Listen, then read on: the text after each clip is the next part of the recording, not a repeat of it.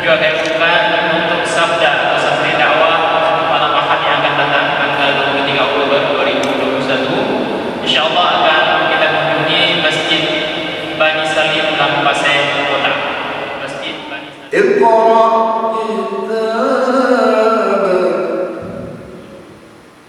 Bismillahirrahmanirrahim. Assalamualaikum warahmatullahi wabarakatuh. Alhamdulillah alladzi bi ni'matihi tatimmu shalihat wa bi fadlihi tatanazzalu al-barakatu wal khairat wa bi tawfiqihi tatahaqqaqu al-maqasid wal ghayat. Asyhadu an la ilaha illallah wa asyhadu anna Muhammadar Rasulullah. Allahumma shalli wa sallim ala sayyidina Muhammad wa alihi wa sahbihi ajma'in. Amma ba'du. Muslimin dan muslimat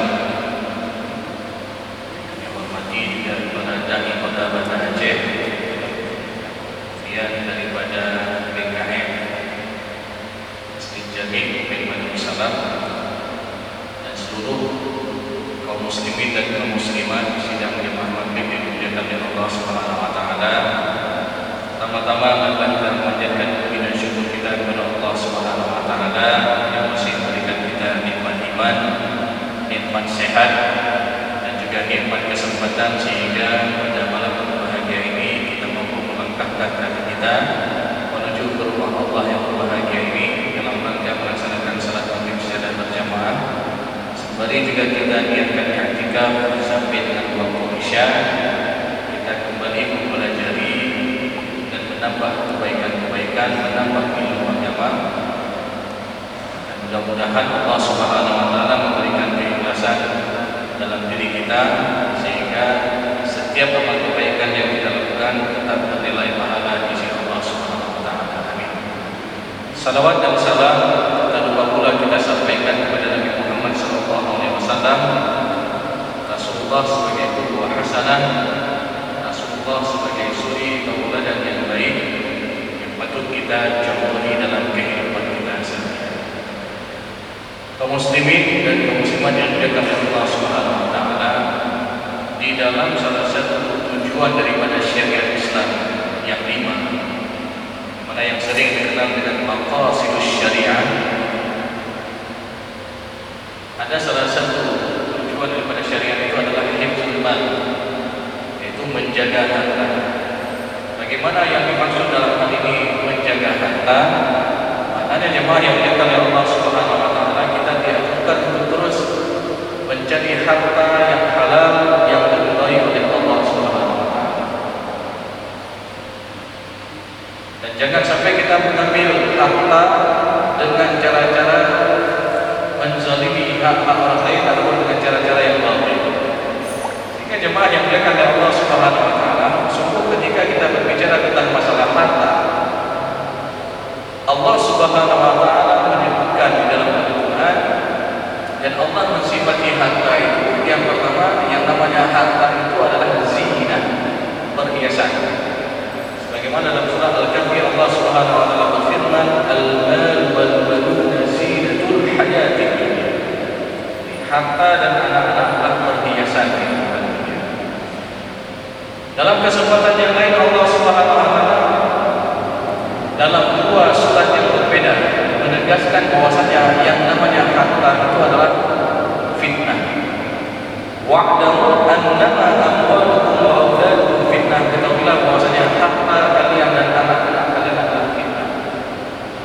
Dalam ayat yang lain Allah Subhanahu wa taala kembali menegaskan dengan mentaukidkan kembali, menegaskan kembali, innama amwalukum wa auladukum fitnah. Sesungguhnya harta kalian dan anak-anak kalian adalah fitnah. Bagaimana yang dimaksud dengan fitnah ini jemaah yang berkaitan dengan Allah Subhanahu wa taala? Mana kita dicoba. Kadang-kadang ada yang ketika diberikan harta yang sedikit tidak tahan ibadah. Tetapi ketika Allah Subhanahu wa taala berikan dia nikmat harta yang banyak, bukan menambah kebaikan-kebaikan, bukan membuat dia semakin taat kepada Allah, tapi semakin jauh daripada Allah Subhanahu wa taala. Maka harta itu jadi fitnah. Dan kadang-kadang jemaah yang dimuliakan oleh Allah Subhanahu wa taala, kita melihat bahwasanya ada orang yang ketika tidak ada harta, akur-akur antara abang beradik, saling silaturahim, saling kunjung-kunjung. Tapi ketika sudah ada harta sedikit, sudah ada harta warisan misalkan, ribut antara abang beradik, tidak lagi silaturahim, tidak lagi saling kunjung-kunjung, tidak lagi saling sapa, dan ini sampai bertahun-tahun. Nauzubillah. Maka jemaah yang dimuliakan oleh Allah Subhanahu wa taala, makanya ketika kita berbicara tentang masalah harta setelah kematian, masalah harta warisan, pada hakikatnya kita sedang berbicara tentang masalah nikmat. Karena kenapa? Karena harta yang kita dapat tanpa kita harus bekerja, harta yang kita dapat tanpa kita harus mengeluarkan keringat, maka ini sebuah nikmat yang sangat luar biasa. Tetapi ketika kita tidak menyadari ini nikmat, bahkan ini berubah menjadi musibah dan malapetaka di antara masyarakat Indonesia. Maka jemaah yang dimuliakan oleh Allah Subhanahu wa taala, di dalam sebuah kesempatan Rasulullah sallallahu alaihi wasallam mengatakan dalam sebuah hadis yang diriwayatkan oleh Abu Hurairah, Rasulullah sallallahu alaihi wasallam bersabda, "Ta'allamul fara'id wa 'allimuhun nas." Pelajarilah ilmu faraid dan ajarkanlah kepada yang lain. Fa innaha nisful 'ilm, sesungguhnya ia adalah setengah daripada ilmu. Apa dikatakan ilmu faraid ini setengah daripada ilmu? Sehingga para ulama hadis pun ada memberikan pandangan-pandangan. Ada yang mengatakan nisful 'ilm di sini adalah setengah daripada ilmu karena ini berkaitan antara orang yang meninggal dengan orang yang hidup.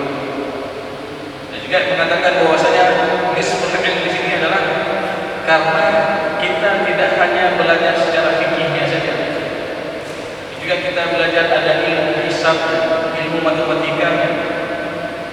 Ya, kalau ada yang mengatakan dari mana matematika itu dalam Al-Quran, padahal ayat yang sering kita baca di sana ada juga ayat Al-Quran membahas matematika dasar. Contoh saja, berkaitan dengan penjumlahan.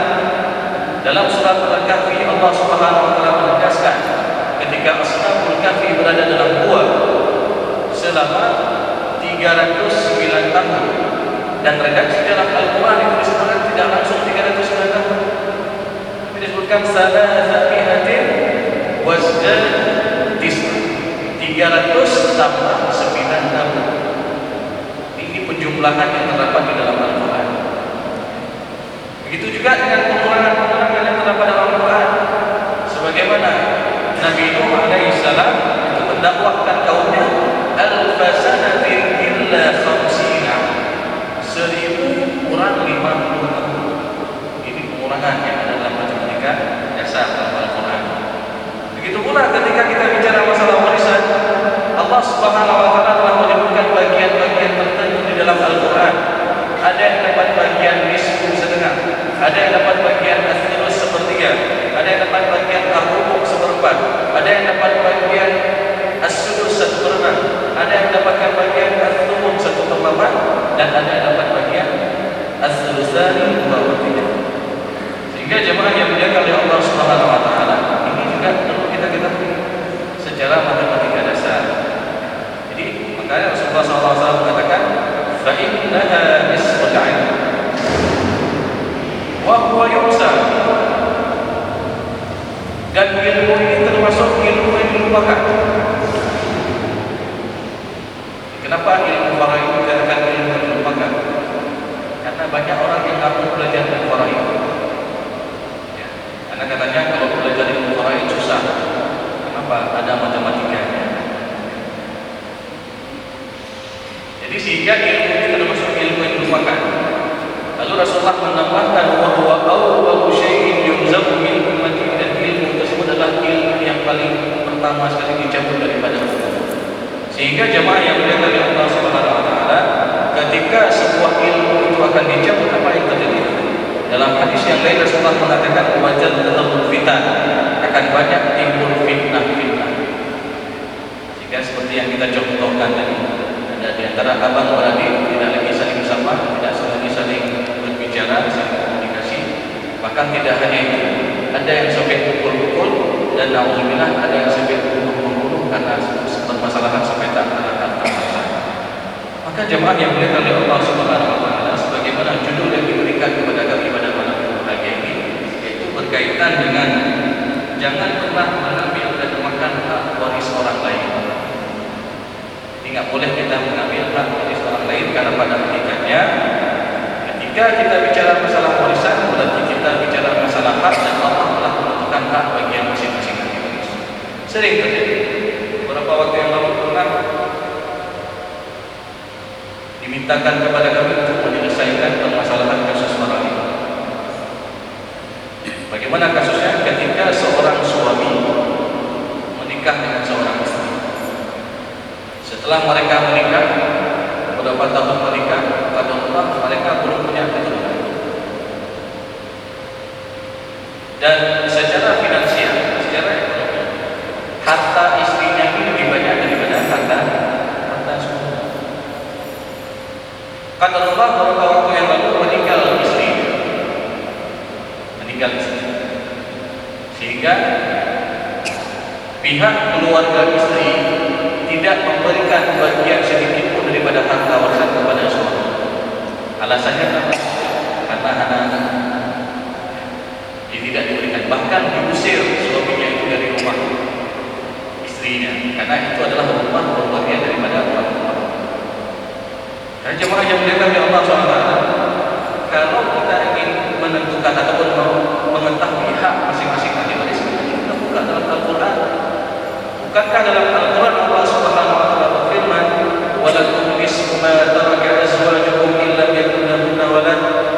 Jadi untuk suami dia dapat bagian nisfu, setengah daripada harta peninggalan istri, jikalau almarhumah istrinya tidak meninggalkan keturunan. Jadi rupanya ada setengah daripada harta almarhumah istrinya hak menjadi hak suami, walaupun suami tidak ada keturunan ataupun dari hubungan mereka tidak ada. Maka ini kadang-kadang jadi masalah karena pihak keluarga istri merasa tidak betul. Yo harta mak kamu yang mana? Maka mantan aku yang hijau. Maka ketika kita bicara masalah faraid, berarti kita bicara masalah hak, dan Allah telah menentukan hak bagi masing-masing. Dan jangan sampai sekali ini kita menzalimi hak-hak orang lain, apalagi dengan melakukan kezaliman yang luar biasa. Misalkan mengambil hak tanah. Sudah tahu si A ini dia tidak ada hak dari tanah si B, lalu dia bersumpah ataupun dia mengatakan ataupun dia mengambil sedikit demi sedikit. Misalkan kebetulan tanahnya ini berdampingan, ketika dilihat si A tidak ada di tempat, dia geser batas tanah. Karena kalau di kampung-kampung biasanya batas tanah itu pakai pohon kuda-kuda, bak tunduk. Jadi digeser sedikit demi sedikit. Maka ini hati-hati jemaah yang dimuliakan Allah SWT. Sampai Rasulullah SAW mengatakan, "Man akhadha shibran min al-ardi dhulman," barang siapa yang mengambil setingkal tanah secara zalim yang bukan haknya, lalu dia mengatakan itu punya haknya, fa innahu yuqawwidu yawmal qiyamati sab'a radin. Kelak di hari akhir nanti dia akan dikalungkan sebulan 7 lapis bumi. Coba kita bayangkan. Yang baru sedikit, apalagi sampai bermeter-meter, apalagi sampai berhektar-hektar. Bahkan tidak hanya itu. Kadang-kadang beberapa kasus yang terjadi di dalam masyarakat, ada orang yang berani sumpah. Dia berani sumpah bahwa nama Allah untuk zalim sama orang. Dia bersumpah, sumpah demi Allah, itu saya belum ambil apa-apa dari orang tua, padahal sudah dikasih. Maka dalam sebuah makna hadis Rasulullah SAW disebutkan, barang siapa yang bersumpah atas nama Allah untuk menzalimi hak orang lain, maka haram baginya masuk ke dalam syurga Allah Subhanahu wa taala. Dia berbuat Allah mengeluarkan Allah untuk buat zalim sama orang, maka haram baginya masuk ke dalam syurga Allah Subhanahu wa taala. Jangan pernah kita anggap remeh masalah harta warisan. Kemudian jemaah yang dimuliakan oleh Allah Subhanahu wa taala, sering juga terjadi kezaliman ketika misalkan seorang meninggal dunia ataupun orang tuanya tua meninggal dunia, anak ini masih kecil-kecil, yang mana hartanya ini dijaga oleh walinya ataupun saudara ayah.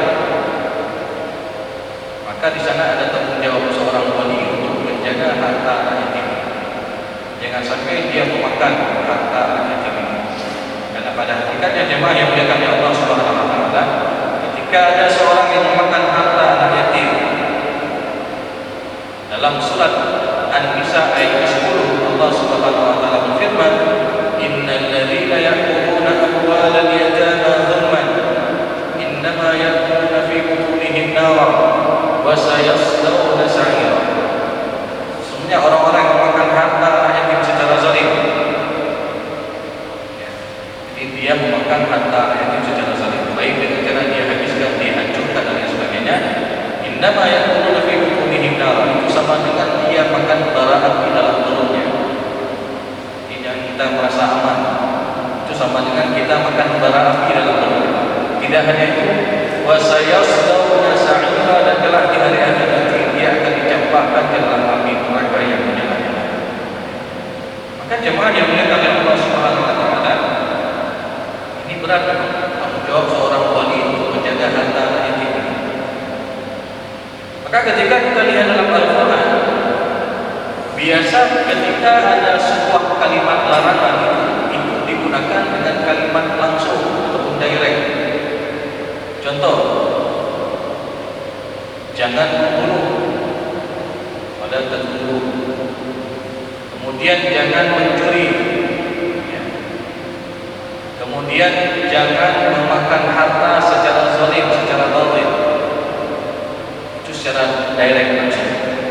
Tapi ada dua tempat saja yang digunakan dengan kalimat wala taqrabu, baik betul.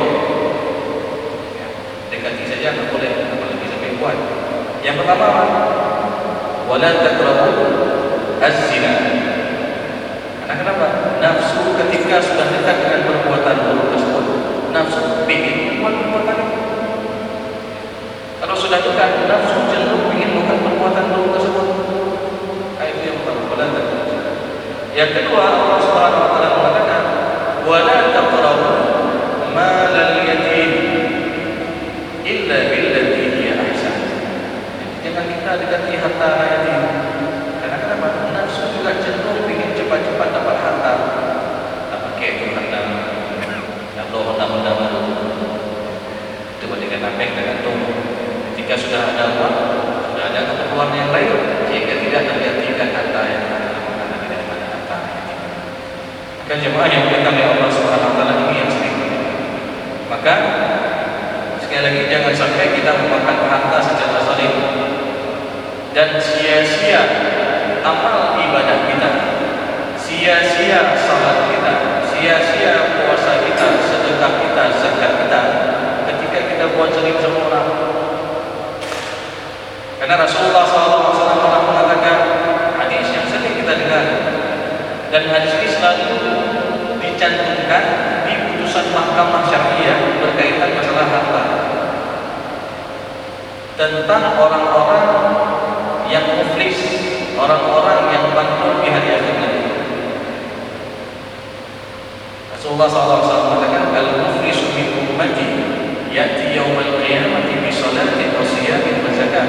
Orang yang bangkrut dari umatku di hari akhir nanti, mereka banyak bawa pahala salat, mereka rajin salat, rajin puasa, rajin zakat, rajin ibadah, rajin sedekah, rajin pergi umrah, rajin pergi haji. Maknanya secara amal ibadah bagus, secara hak milik Allah. Tapi ketika dia secara hak milik nas, kata Rasulullah SAW, qad syatama hadha wa qadhafa hadha wa akala mala hadha wa safaqa dama hadha wa daraba hadha wa safaqa dama hadha. Dia suka buat zalim sama orang. Ada bahasa lihat. Kadang-kadang tanpa kita sadari, pernah kita ribut sama orang, pernah kita fitnah orang yang ketiga pernah kita memfitnah orang, pernah kita pukul orang, dan yang kelima pernah kita lakukan tumpah darah terhadap orang lain. Jadi 5 bentuk kezaliman ini jemaah yang dimuliakan oleh Allah Subhanahu wa taala sering terjadi dalam kehidupan kita sehari-hari. Dan kalau kita renungkan 5 bentuk kezaliman ini, kelima-limanya ini sering terjadi dalam masalah pembagian harta warisan. 5-limanya ini. Pertama, ribu-ribu. Yang kedua, saling memfitnah. abang atau adik sudah jual harta warisan. Adiknya mengatakan, bang boleh pak, boleh kamu menang dulu, ini sudah saling memfitnah. Sehingga yang ketiga, secara tidak langsung ada di antara mereka yang memakan yang bukan haknya. Jadi ada di antara mereka yang memakan harta secara zalim yang bukan haknya dia makan. Kemudian kalau kita lihat kasus-kasus yang terjadi, banyak juga yang terjadi sampai pukul-pukul. Beberapa waktu yang lalu ada kasus faraid, ribut antara abang dengan adik. Yang adik tuduh abang sudah memakan uang sewa daripada toko orang tua yang belum difaraidkan, jadi dikuasai nama abang. Abangnya marah dan dia pun ngasih sampai marah-marah sampai pukul, sehingga abang tampar adiknya karena nggak terima lapor polisi. Akhirnya abangnya sempat dipenjara 1 bulan. Ini masalah yang luar biasa, masalah kecil sebenarnya. Tapi sekali lagi ketika kita bicara tentang masalah itu, banyak sekali kezaliman dan tidak hanya itu jemaah yang dilakukan oleh Allah Subhanahu wa taala, bahkan ada yang sampai bunuh ataupun tumpah darah. Beberapa waktu yang lalu itu di daerah Melayu sempat viral di media sosial, di media elektronik. Itu terjadi keributan antara seorang paman dengan ponakannya. Sudah tak parah,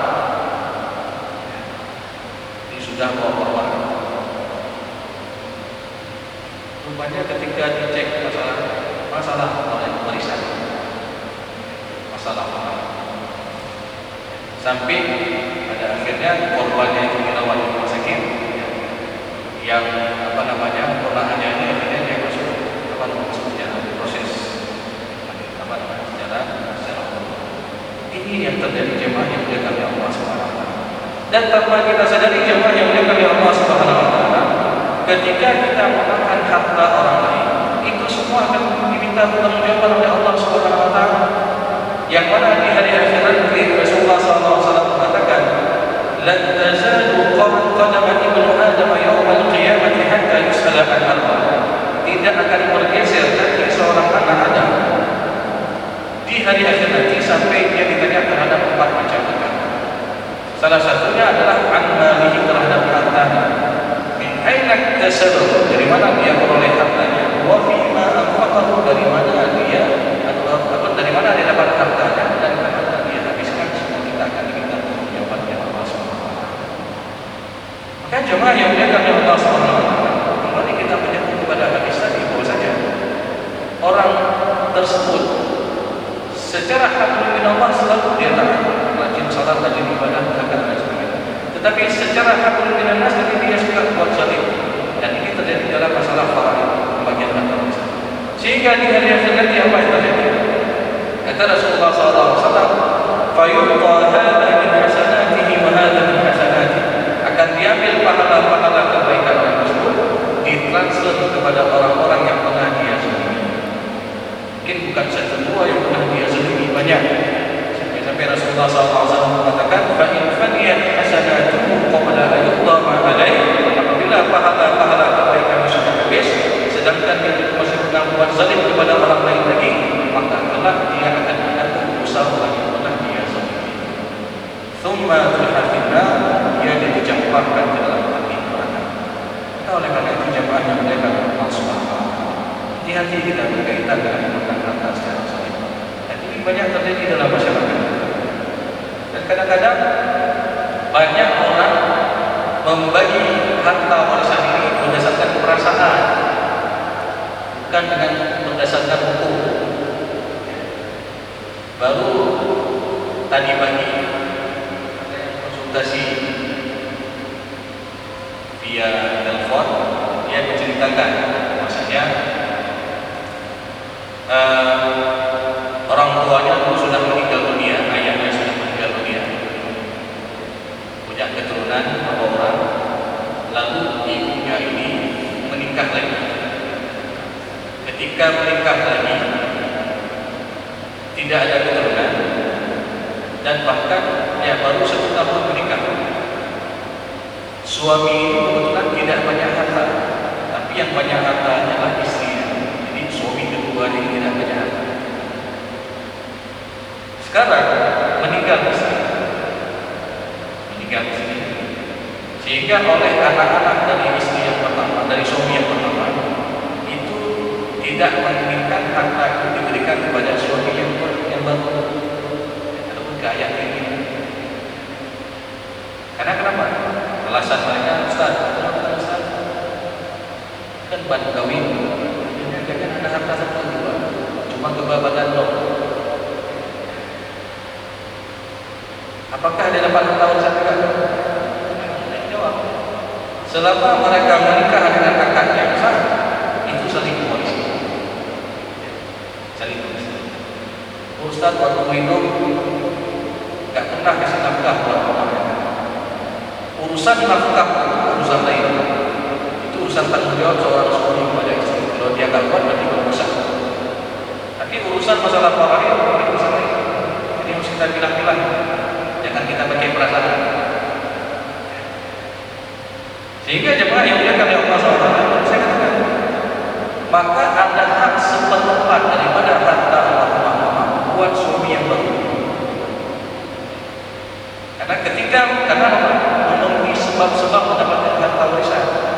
Apa sebabnya? Adanya hubungan pernikahan dengan akad yang sah. Jadi selama mereka menikah dengan akad yang sah, maka di sana ada hak suami daripada harta dengan istri. Begitu juga misalkan kalau buat meninggal suami, di sana tidak ada harta. Ustaz kan baru 1 tahun mereka menikah, tidak ada harta. Lalu saya katakan, walaupun hanya 1 jam setelah akad. Jadi misalkan jam 9 akad sudah sah, jam 10 meninggal dunia istri, tetap dapat hak. Kenapa? Sudah memenuhi sebab-sebab mendapatkan harta. Jadi sekali lagi, ketika kita bicara masalah hukum ini, kita tidak bicara masalah perasaan. Beda halnya kalau kita selesaikan secara musyawarah. Duduk musyawarah. Misalkan anak-anak katakan ayah dirinya, ayah kan nak membuat bank pensiun dari mana? Dia juga coba coba. Ya kalau ayah dirinya ini setuju, ridho, tidak masalah. Tapi kalau kita sudah bicara masalah hukum faraid, berarti harus belajar dari. Maka lebih bagus diselesaikan secara al-taradid, secara musyawarah, saling ridho satu sama lainnya. Ini jemaah yang dimuliakan oleh Allah SWT, agar apa? Jangan sampai sekali lagi kita menzalimi hak-hak orang lain. Maka dalam kasus tersebut, dalam kondisi demikian, lebih bagus kondisi kita ini dizalimi daripada kita menzalimi hak orang lain. Karena konsekuensinya nanti di hari akhir, amal ibadah salat kita, amal ibadah puasa kita, sedekah kita, itu akan beralih kepada orang-orang yang pernah kita zalimi. Dan ingat jemaah yang dimuliakan oleh Allah Subhanahu wa taala, ini juga banyak yang bercerita ketika seseorang memakan harta secara zalim yang bukan haknya, maka di sana tidak ada keberkahan. Saya teringat beberapa waktu yang lalu ada salah seorang ustaz juga, beliau sering ceramah di masjid saya.